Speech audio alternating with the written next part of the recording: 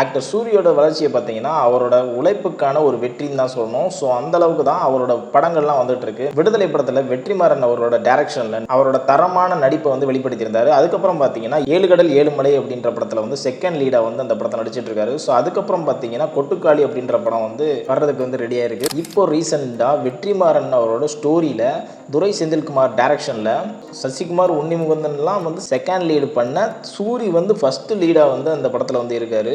So கதையின் நாயகனாக வந்து அவர் இருக்காப்புல.